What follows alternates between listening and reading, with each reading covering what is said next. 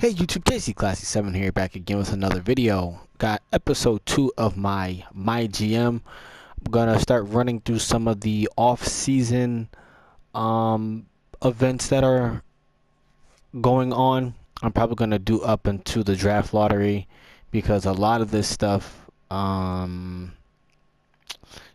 doesn't really require much of anything. It's just kind of, seeing who's in here, who's retiring, Hall of Fame inductees, all that good stuff. So, no surprise, of course. I'm just gonna probably just see what notables are in here versus, really mentioning everybody. Paul Pierce, no surprise that he retired. Jason Terry retires after 18 years. Um, Andre Miller. Wow, now this is kind of a surprising one. Jamal Crawford. I didn't even realize he was in the NBA for 17 years. Wow, that's crazy. Um, yeah, definitely yep, 17 years. So Jamal Crawford retires, Mono retires, Tayshaun Prince, Nick Collison retires at 36. Not really surprised. He really didn't get that much playing time, probably even for them. Yeah, he probably. I had a feeling he didn't play that much. So Chuck Hayes, Luis Scola, Prigioni. So some retired players. Let's see who's from the staff retired. Just Jacques Vaughn, Nets assistant coach, 29 years in the league. I feel like he coached somewhere else too. I feel like he was like a coach for maybe the Magic or somebody. I feel like he used to coach there for some reason, or maybe he was an intern, or not an intern, but a intermediate coach, something like that. I feel like he had a full time position there though. Don't quote me on that. I have to look that up. Hall of Fame inductees, of course, Paul Pierce. No surprise. Averaged 19 points for his career, 5 rebounds, 3 assists, and a steal. So didn't have himself a bad career here. Paul Pierce, the only Hall of Fame inductee for this year. Jersey retirement, again, Paul Pierce, no surprise here. Mono was able to get his jersey retired for the Spurs. It's cool that they add this little stuff in there. Kind of makes kind of puts some prestige to your MyGM. Put your own little flavor on it. So it's cool that um they add this stuff, or in that they have added this stuff into MyGM. I think it just makes this mode that much more immersive. Let's see about these the league meetings. They usually have some crazy stuff in here. Let's see things.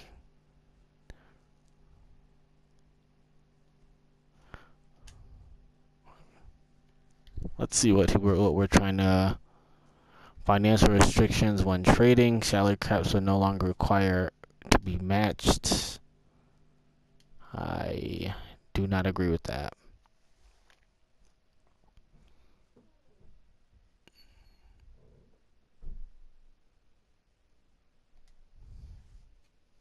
Top 12 picks are done through the lotto. Remaining picks, I don't really care either way. Um,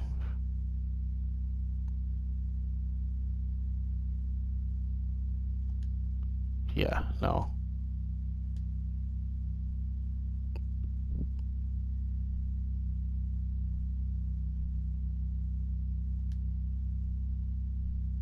Modify the goaltending rules such that once the ball hits the rim, any player can legally make a play on the ball.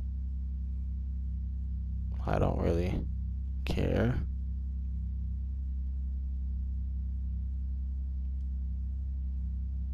$11 players from each conference will be named to the All-Star team. Any thoughts? Don't care about that either. All-Star game, doesn't really matter. I haven't really, personally, I haven't seen any of these changed. Yeah, I was just about to say that. Um,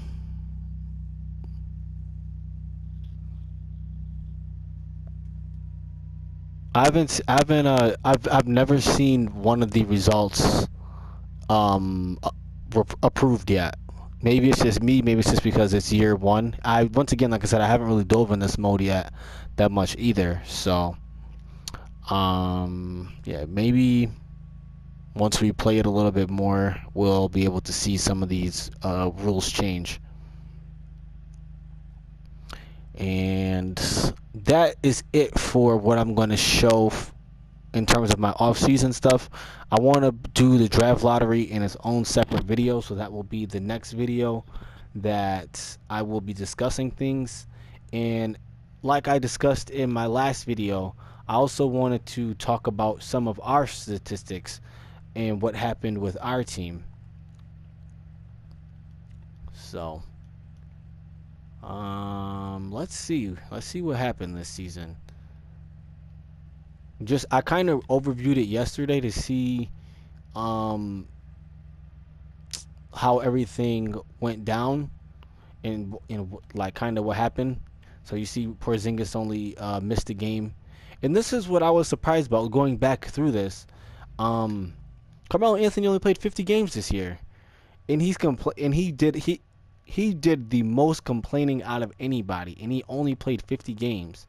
Um, Overall points have been going down. Not really too surprised there. Offensive rebounds really went down. His rebounding just in general has went down. His assist went up a little bit better defender, shot a little bit better. So some things his offensive game overall looked like it did go up.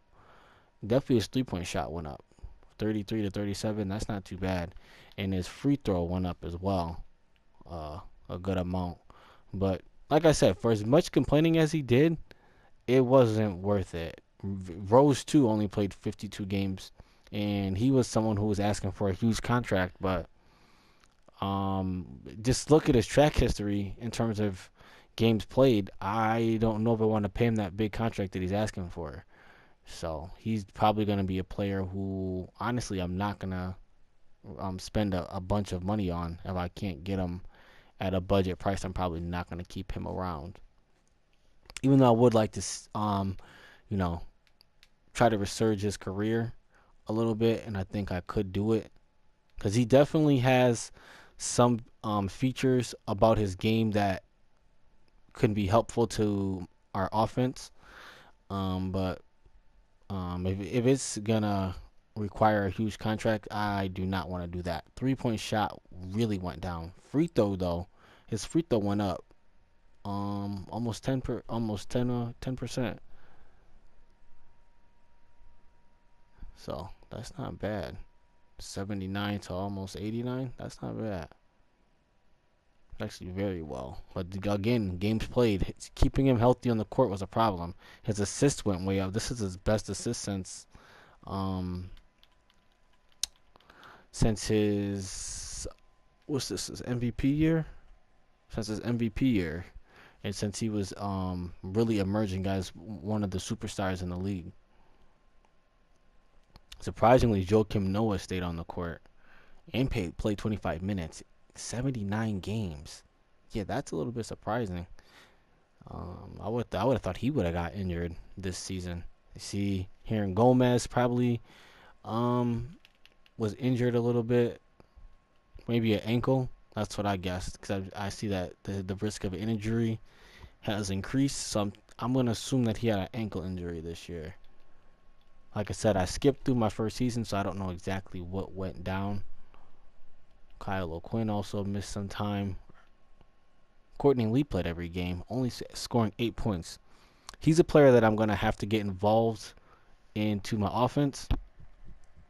Overall, looks like we shot very well from the free throw. At least the players that I've looked at so far shot good free throw percentages.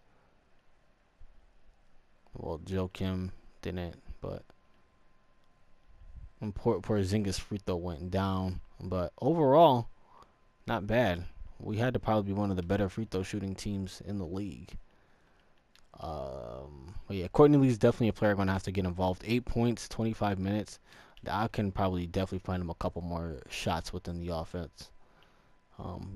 Pretty consistent to what he did last year. Almost one more turnover though, a full turnover, not good. But other than that, not too bad. Holiday, he was another player who wasn't able to play all 82. And he was asking for a contract as well. His contract is up, as well as Lance Thomas. His contract is coming up. But yeah, it looks like with them, I'm just gonna have to get players more touches. That is definitely a problem as well. Just look like players just don't have enough touches altogether. But that's no problem. No problem there. And before we get out of here, I wanted to look at, where is it at?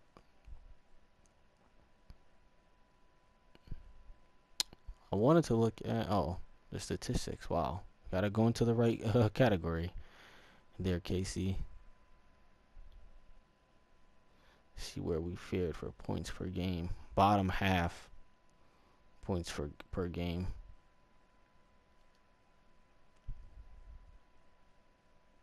Nah, not terrible.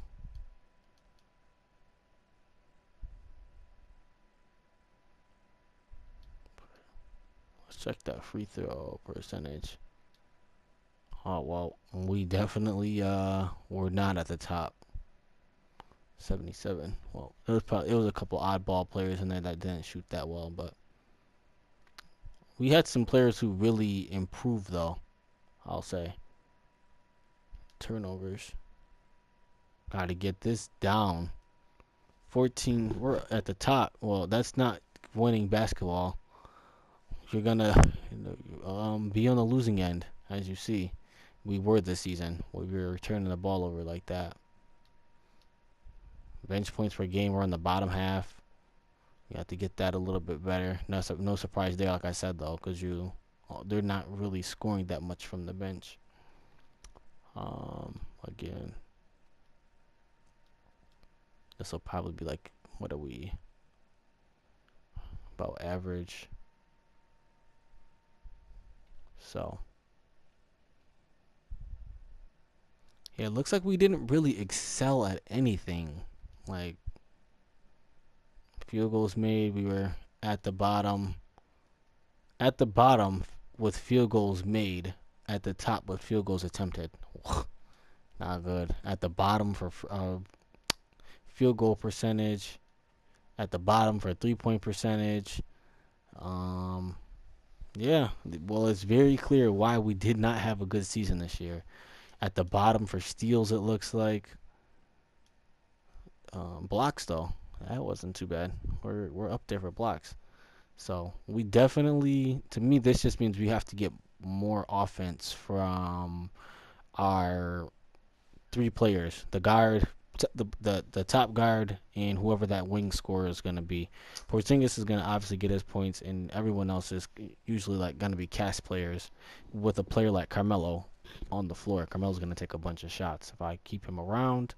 So we're going to have to get some help overall for Porzingis more so than Carmelo, because I doubt that he's going to be around too much longer in my GM. Might keep him though, but I don't think so.